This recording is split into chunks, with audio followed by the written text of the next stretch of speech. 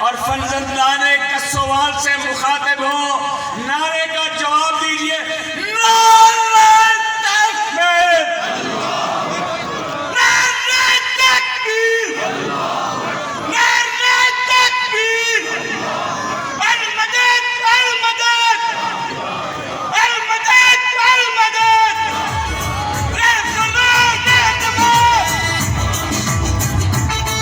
نعرہ تکبیر، مردے مومن مردے مردے مومن مردے آیا حق آیا حق آیا حق آیا حق مردے مومن مردے نعرہ تکبیر۔ طلبہ مشہور کسان کہیں، تجھ قید کے شیر جوان کہیں۔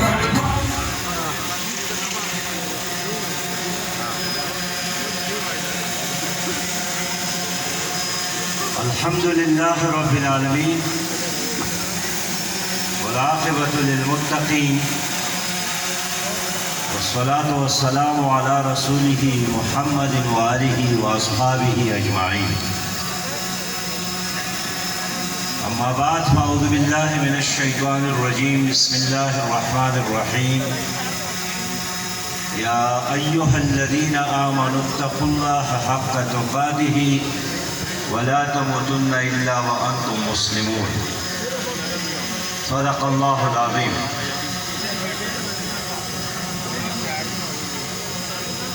برادر محترم جناب محمد جاوید قصوری صاحب، امیر جماعت اسلامی پنجاب، جناب پیر رحمت اللہ وٹو صاحب، امیر ضلع جناب بابر مشتاق صاحب، جناب آصف مشتاق صاحب، جناب ناصر مشتاق صاحب، جناب خالد مشتاق صاحب، جناب ملک امیر اختر صاحب، جناب فیض میدان صاحب، جناب میجر سرور صاحب، جناب حق نواز درانی صاحب، اور اس عظیم شان کانفرنس میں شریک میرے انتہائی واجب الاحترام پیارے بھائیوں، محترم بزرگوں،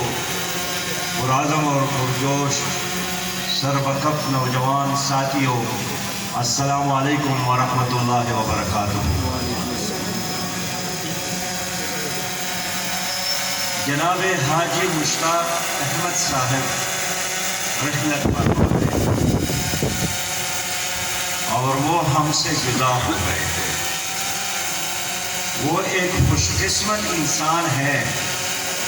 کہ آج ان کی یاد میں، ان کی تعزیت کے لیے ہزاروں کی تعداد میں آپ سب مسلمان بھائی جمع ہیں، ان کے دوست جمع ہیں، ان کے رشتہ دار جمع ہیں، جاننے والے جمع ہیں، اور سب لوگ ان کی خوبیوں کے بارے میں، ان کی اچھی عادات کے بارے میں، خدمت خلق کے بارے میں، انسانوں کے ساتھ پیار اور محبت کے بارے میں، یتیموں اور بیواؤں کی کفالت کے بارے میں، مظلوموں کے ساتھ تعاون کرنے کے بارے میں گواہیاں دے رہے ہیں۔ اور آپ کی یہ گواہی اور ان کی نیکیوں کا یہ اعتراف ان کے لیے جنت کی ضمانت ہے۔ حضرت عمر ابن خطاب رضی اللہ تعالیٰ عنہ فرماتے ہیں کہ رسول اللہ صلی اللہ علیہ وسلم ایک جنازے کے اجتماع سے گزر گئے، لوگ اس فرد کی تعریف کر رہے تھے اور نبی مہربان نے فرمایا کہ وہ جبت، اور پھر ایک اور جنازے پر سے گزر گئے، لوگ اس آدمی کے شر اور بد اعمال کا تذکرہ کر رہے تھے۔ حضور صلی اللہ علیہ وسلم نے فرمایا کہ وہ جبت۔ حضرت عمر رضی اللہ تعالیٰ عنہ فرماتے ہیں ہم نے پوچھا کہ رسول اللہ صلی اللہ علیہ وسلم سے پوچھا ما وجبت یا رسول اللہ، اللہ کے رسول کیا چیز واجب ہو گئی؟ تو حضور صلی اللہ علیہ وسلم نے فرمایا کہ اس پہلے آدمی کے لیے جنت واجب ہو گئی، اس لیے کہ اس کے رحلت کے بعد لوگ اس کی تعریف کر رہے تھے، اور دوسرے آدمی کے لیے جہنم واجب ہو گئی، اس لیے کہ اس کے رحلت کے بعد لوگ اس کے شر کا اور اس کے برے اعمال کا گواہ بنے تھے۔ تو یہ آپ کی گواہی اپنے بھائی کے لیے یا تو جنت کی ضمانت ہے یا جہنم کی ضمانت ہے۔ اس لیے مشتاق احمد صاحب خوش قسمت انسان ہیں کہ انہوں نے سعودی عرب میں رام کو بڑی کمپنی ہے، اور میں نے دیکھا ہے کہ لوگ زندگی بھر حسرت کرتے ہیں کہ کاش سعودی عرب میں مجھے اس کمپنی میں نوکری مل جائے، لیکن اس نے اس بڑی کمپنی میں بہت اچھی ملازمت چھوڑ کر آپ کی اس گاؤں میں رہ کر آپ لوگوں کی خدمت کو اور آپ لوگوں کے ساتھ اپنی محبت کے زمزموں کو دوام دیا، تسلسل دیا، اور پھر ان کے آخری لمحے، ان کے آخری دن اس لیے بہت زیادہ ان کے لیے خوش نصیبی کی علامت تھی کہ اس کو اللہ تعالیٰ نے استقامت دیا حق پر، اور حق پر استقامت یہ ولی کی نشانی ہے۔ ایک بہت بڑے عالم فرماتے ہیں، غلالی قاری اس کا نام ہے، کہ الاستقامت خیر من الف کرامت، اللہ کی دین میں استقامت اختیار کرنا یہ 1000 کرامات سے بہتر ہے۔ میرے دوستوں اور میرے بھائیوں، جب کوئی موت اور فوتگی کے بارے میں آپ کو معلوم ہوتا ہے تو آپ کیا فرماتے ہیں؟ پہلا اعلان یہی کرتے ہیں کہ انا للہ و انا الیہ راجعون، میں بھی اللہ کا ہوں اور میں نے بھی اللہ کی طرف جانا ہے۔ یہ آپ کی طرف سے ایک عقیدے کا اعلان ہے، ایک نظریے کا اعلان ہے کہ میں بھی اللہ کا ہوں تو آپ بھی اللہ کے ہیں، میں بھی اللہ کا ہوں تو اللہ کے ہونے کا ایک تقاضا یہی ہے کہ جو کچھ اللہ حکم دیتا ہے، اللہ کے ہونے کا مطلب یہی ہے کہ ہم اس کے ہر حکم پر لبیک کہیں، اس کے ہر حکم پر عمل کریں۔ میرے دوستو، یہ زندگی کیا ہے؟ یہ ایک دارالامتحان ہے۔ یہاں کی بادشاہت بھی اور یہاں کی فقیری اور غربت بھی،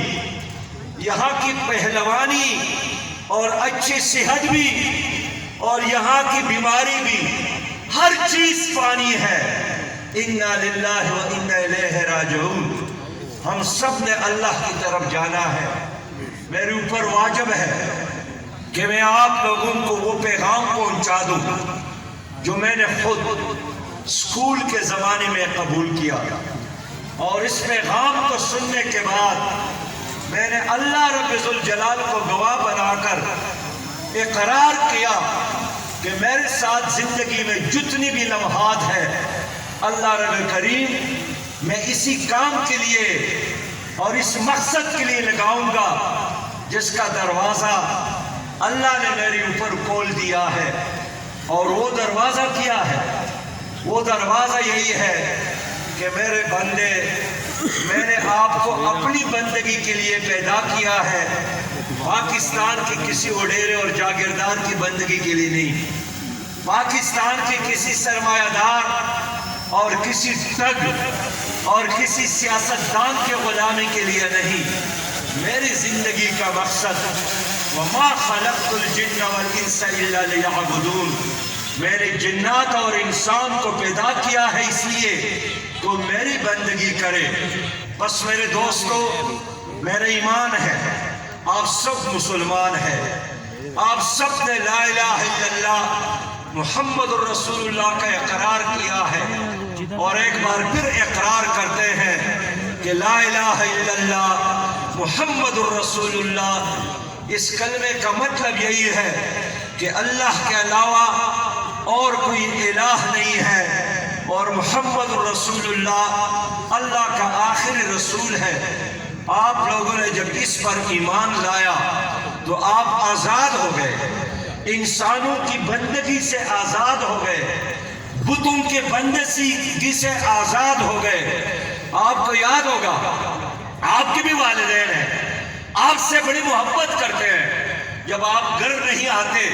سارا دن اور رات آپ کے انتظار میں رہتے ہیں۔ اسی طرح ایک ماں مدینہ کی گلیوں میں ایک نوجوان بیٹے کے انتظار میں تھی اور بالآخر اور رات کو تشریف لائے تو ماں نے ان سے پوچھا کہ بیٹے سارا دن آپ کی انتظار کرتی رہی، آپ کہاں غائب ہو گئے تھے؟ اس نے فرمایا میری ماں میں دار ارقم ایک گھر ہے وہاں گیا تھا، وہاں میں رسول اللہ صلی اللہ علیہ وسلم سے میری ملاقات ہو گئی اور میں نے ایک ایسا کلمہ قبول کیا ہے کہ آپ کا یہ بیٹا آج کے بعد لات اور منات کا غلام نہیں رہا، عزا اور حبل کا بندہ نہیں رہا، اور میں نے اللہ پر ایمان لایا، آج کے بعد میں اللہ کا بندہ بن گیا۔ اور پھر عرض کیا میری ماں آج کے بعد میں ابو جہل کا بندہ نہیں رہا، میں ابو لہب کا بندہ نہیں رہا، میں عتبہ اور شیوہ کا بندہ نہیں رہا، میں نے محمد الرسول اللہ پر ایمان لایا ہے، آج کے بعد میں اس کا امتی بن گیا۔ اس کی امی نے کہا میں ان باتوں کو نہیں سمجھتی، تمہارا والد آئے گا ساری بات بتاؤں گی۔ اور جب یاسر تشریف لاتے ہیں ان کے والد ساری کہانی بیان کی کہ آپ کا بیٹا عجیب بات کرتا ہے کہ آج کے بعد بتوں کی بندگی نہیں کروں گا، لات اور منات اور عزا اور حبل بڑے بڑے بت جو مکہ اور حرم کے اندر موجود تھے، اور تمہارا یہ بیٹا کہتا ہے کہ میں ابو جہل جو مکے کا چودھری تھا اور ابو لہب جو مکے کا اڈھیرا تھا اس کی بندگی اور غلامی اپنے نہیں ہوں، میں محمد مصطفیٰ کا امتی بن گیا ہوں، اس کا عاشق بن گیا ہوں۔ یاسر نے فرمایا کہ بیٹے ذرا قریب آنا، میرے پاس بیٹھ جانا، ذرا ہاتھ تو بڑھانا، اور پھر فرمایا کہ میں اپنے 4 بیٹوں کے ساتھ سفر کر کے مکہ مکرمہ آیا تھا جوانی میں، میرے باقی بھائی تو چلے گئے اور شاید اسی مقصد کے لیے اللہ تعالیٰ نے مجھے مکہ میں رکھا ہے، تو بڑھاؤ ہاتھ، میں بھی اعلان کرتا ہوں کہ اشہد ان لا الہ الا اللہ و اشہد ان محمد الرسول اللہ، اور شمع اور چراغ روشن ہو گیا۔ ابو جہل کو پتہ چلا، اس نے اعلان کیا کہ لوگوں سن لو، یاسر نے بغاوت کیا ہے، اس کی بیوی نے بغاوت کیا ہے، اس کے بیٹے نے بغاوت کیا ہے، اور کل شہر کے سارے نوجوان جمع ہو تاکہ غلاموں کو ہم ایسی مثالی سزا دے دے تاکہ کل کوئی اور غلام یہ جرأت نہیں کر سکے۔ اور سارا مجمع جمع ہے، آل یاسر کو انہوں نے رسیوں سے باندھا ہے، حتیٰ کہ اس کی اہلیہ حضرت سمیہ کو 2 اونٹوں پر باندھا ہے، ایک ٹانگ ایک اونٹ پر اور دوسرا ٹانگ دوسرے اونٹ پر۔ نبی مہربان کو پتہ چلا، وہ اس طرف تشریف لاتے ہیں، دور سے ان کے ساتھ ملاقات کرتے ہیں، اتنا ہی فرماتے ہیں کہ آل یاسر بہت سخت لمحہ ہے، لیکن انتظار کرنا اور صبر کرنا اور جنت تمہارے انتظار میں ہے۔ اور اس نوجوان نے اپنی ماں سے پوچھا کہ ماں اب کیا ہوگا اگر یہ 2 اونٹ مخالف سمت میں روانہ ہو گئے تو آپ کی جسم کے 2 ٹکڑے ہو جائیں گے، اب کیا ہوگا؟ اور ایسے میں ابو جہل آگے بڑھتا ہے اور ایک نیزے سے ان پہ وار کرتا ہے، ان کا خون بہنے لگتا ہے اور اونٹ مخالف سمت میں چلنے لگتے ہیں۔ حضرت سمیہ رضی اللہ تعالیٰ عنہ شہید ہو جاتی ہے، لیکن چلتے چلتے اپنے شوہر کو اور اپنے بیٹے کو وصیت کر جاتی ہے کہ اس کلمے کو نہ چھوڑنا جس نے ہمیں آزادی دے دی ہے، جس نے ہمیں بتوں سے آزادی دے دی ہے، اس دین کو نہ چھوڑنا۔ میرے پیارے بھائیوں، میرے دوستوں، میرے پیارے بھائی، حاجی مشتاق احمد کا پیغام یہی تھا کہ لوگوں اللہ کے بندے بن جاؤ، ان بتوں کا بندہ بن کر اپنے آپ کو ذلیل نہ کرنا، اپنے آپ کو رسوا نہ کرنا۔ آپ کو اللہ تعالیٰ نے اپنی بندگی کے لیے پیدا کیا ہے، تو یہ جو لا الہ الا اللہ کا نعرہ ہے یہ بغاوت کا نعرہ ہے، ہر کفر سے بغاوت، یہ آزادی کا نعرہ ہے، ہر غلامی سے آزادی کا نعرہ۔ قرآن میں اللہ نے فرمایا فَمَن يَكْفُرْ بِالطَّاغُوتِ وَيُؤْمِن بِاللَّهِ فَقَدِ اسْتَمْسَكَ بِالْعُرْوَةِ الْوُثْقَىٰ، جس نے طاغوت سے انکار کیا اور اللہ پر ایمان لایا، اس نے مضبوط رسی، حلقہ، سہارا پکڑ لیا جو ٹوٹنے والا نہیں ہے۔ علماء فرماتے ہیں طاغوت کیا ہے؟ طاغوت ہر اس بلا کا نام ہے، طاغوت ہر اس لیڈر کا نام ہے، طاغوت ہر اس بادشاہ کا نام ہے جو انسانوں کو اللہ کی بجائے اپنی طرف بلاتا ہے، اپنی بندگی کی طرف، اپنی نوکری کی طرف۔ اس لیے میرے پیارے بھائیوں، دنیا میں اس وقت طاغوت کی حکمرانی ہے۔ یہ چاروں طرف جو سیاسی تماشا ہے یہ کیا ہے؟ کوئی جاگیردار کہتا ہے میرا سپورٹر بن جاؤ، میرا بندہ بن جاؤ، میرا جیالہ بن جاؤ، میرا ووٹر بن جاؤ تاکہ میں حکومت میں آؤں، میری امت، میرے خاندان کو عزت ملے، میرے بچوں کو عزت ملے، میرے آئندہ سات پشتوں کو دولت اور حکومت ملے۔ چاروں طرف سے یہی ڈول بج رہا ہے کہ میرا ساتھ دینا، میرا سپورٹر بننا، میرا ووٹر بننا، میرا جیالہ بننا۔ میرے پیارے بھائیوں، ایک حاجی مشتاق کا پیغام ہے کہ اللہ کا بندہ بن جاؤ، جس نے آپ کو عزت دی ہے، جس نے آپ کو خوبصورت شکل سے نوازا، نبی مہربان صلی اللہ علیہ وسلم کی امت میں اٹھایا، جانور کی بجائے انسان بنایا،